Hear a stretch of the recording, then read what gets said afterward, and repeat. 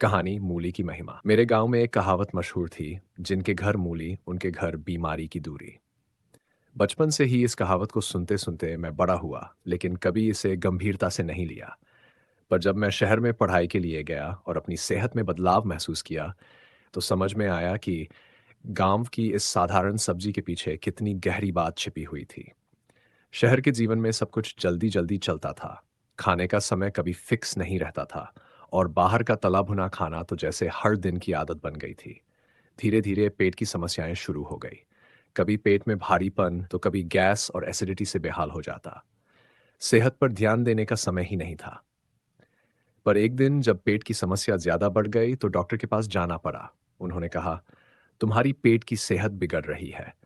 तुम्हें फाइबर और एंटीऑक्सीडेंट से भरपूर खाना चाहिए। यह सुनकर मुझे अचानक अपनी दादी की बात याद आई। दादी हमेशा कहती थी कि मूली खाने से पेट दुरुस्त रहता है और शरीर में ताजगी बनी रहती है। उनकी बातों को याद कर मैंने सोचा कि क्यों न मूली को फिर से अपने खाने का हिस्सा बनाऊं। अगले दिन मैंने सब्जी मंडी से ताजे हरे पत्तों के साथ सफेद और मोटी मूली खरीदी। जब पहली बार अपने शहर के घर में मूली की चटनी बनाई, तो उस ताजगी का एहसास हुआ जो शायद दादी के हाथ के खाने में महसूस होता था। चटनी की खुशबू, मूली के पराठे और मूली के सलाद का स्वाद, ऐसा लगा मानो गांव की सोंधी मिट्टी की महक शहर में आ गई हो। कुछ ही दिनों में मूली का यह साधारण सा सेवन मेरे जीवन का हिस्सा बन गया। मूली खाने से धीरे धीरे मेरी सेहत सुधरने लगी। पेट की समस्याएं कम हो गई और दिन भर काम करने के बाद भी शरीर में ताजगी बनी रहती। मैंने जानने की कोशिश की कि मूली आखिर इतनी फायदेमंद क्यों है। पता चला कि मूली में फाइबर, विटामिन सी, पोटेशियम और एंटीऑक्सीडेंट्स भरपूर मात्रा में होते हैं, जो पेट के लिए तो फायदेमंद होते ही हैं। साथ ही ये शरीर में मौजूद विषैले तत्वों को भी बाहर निकालते हैं। मूली की जड़ें हमारे पाचन तंत्र को मजबूत करती हैं और लीवर की सफाई में भी मदद करती हैं। शाम को मैं अपने दोस्तों को मूली के फायदे बताने लगा, पर कुछ दोस्तों ने मुझसे कहा कि मूली उन्हें पचती नहीं। तब मैंने डॉक्टर की सलाह के अनुसार ये भी जान लिया कि मूली कब और किसे नहीं खानी चाहिए। डॉक्टर ने बताया कि मूली को खाली पेट या रात में खाने से पेट में गैस बन सकती है। बेहतर होता है कि इसे दोपहर के खाने में सलाद के रूप में खाया जाए।